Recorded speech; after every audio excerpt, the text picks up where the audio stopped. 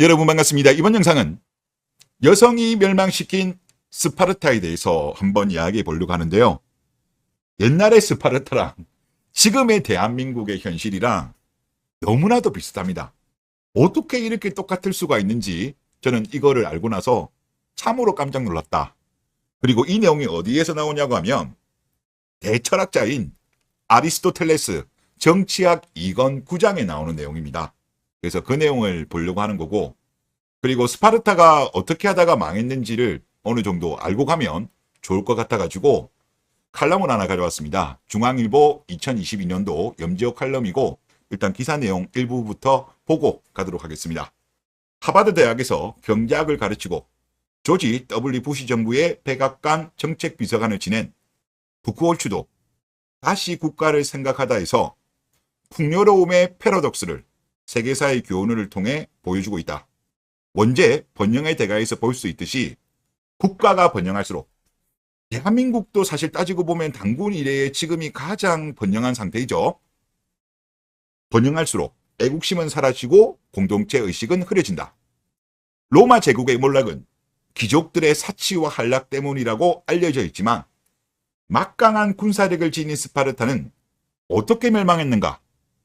부크홀츠는 기원전 4세기 초반 스파르타의 몰락을 80%나 인구가 감소한 저출산 때문이라고 분석한다. 천하무적 스파르타는 전쟁의 승리로 경제적 부를 얻고 노예를 거느리며 풍요롭게 되었다. 하지만 강인한 스파르타 군인들에게 풍요로운 생활은 출산의 필요성을 감소시켰다. 자녀가 많으면 여행이나 사치를 즐길 여유도 줄어들고 재산 분할의 문제도 생기기 때문이다. 결국 스파르타는 기존의 군대도 유지하지 못할 정도로 인구가 줄어들어 역사에서 소멸한 것이다. 이런 내용이고요.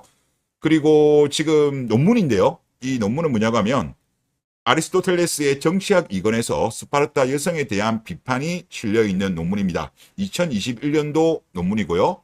그 논문의 일부 내용을 보도록 하겠습니다. 아리스토텔레스는 정치학 2권 9장에서 스파르타를 10가지 주제를 가지고 비판한다. 이것들 중 다루는 양과 깊이에서 가장 두드러지는 것은 여성에 대한 비판, 더 정확히 말하면 여성의 방종에 대한 비판이다. 방종이라는 게 규율이나 통제 없이 지멋대로 마음대로 하는 걸 의미하는 거죠. 그리고 아리스토텔레스에 따르면 스파르타의 입법자는 일정한 법과 훈련을 통해 남성들을 규율과 통제된 삶을 살게 하지만 지금 대한민국 같은 경우도 남자에 대해서는 엄청나게 엄격하죠. 그런데 여성들에게 이것을 적용하는 데는 실패했다. 그런 이유로 여성들은 방종, 사치, 무절제에 빠져들게 된다. 지금 대한민국이랑 너무 비슷하지 않습니까? 그리고 이런 여성들의 방종과 사치는 스파르타 전체를 금전애호의 폴리스로 만들었다.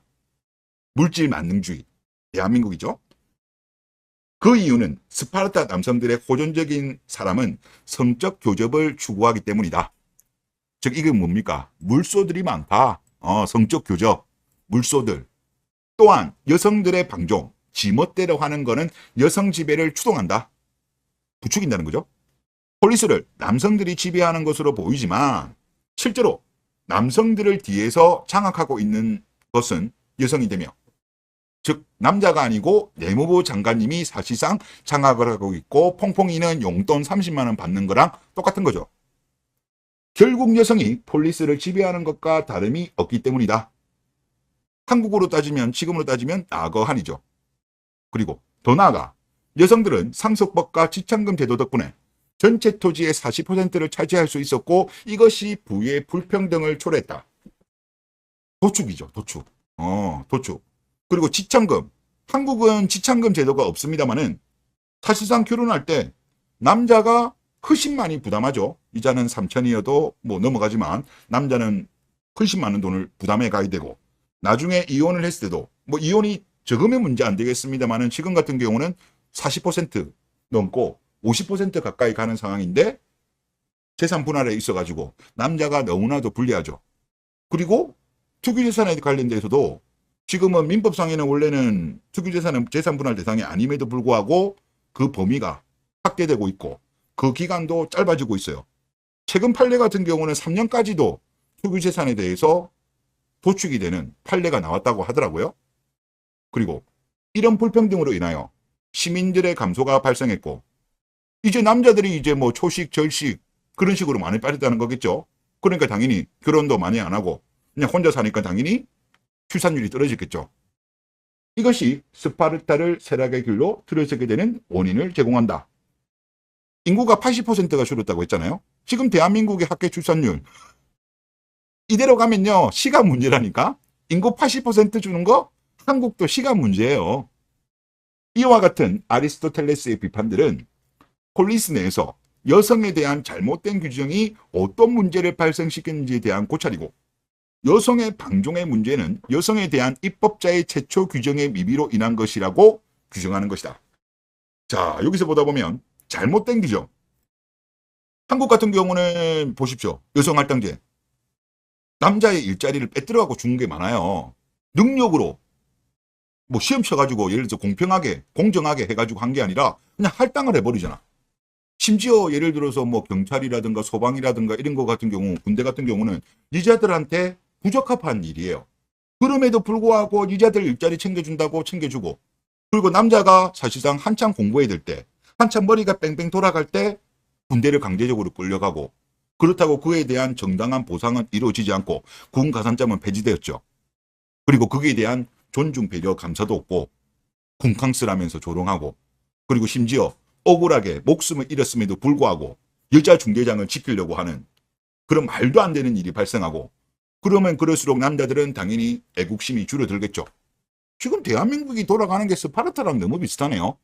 그리고 여성의 방종 문제, 지멋대로 하는 거, 이거에 대해서 제대로 처벌을 안 해.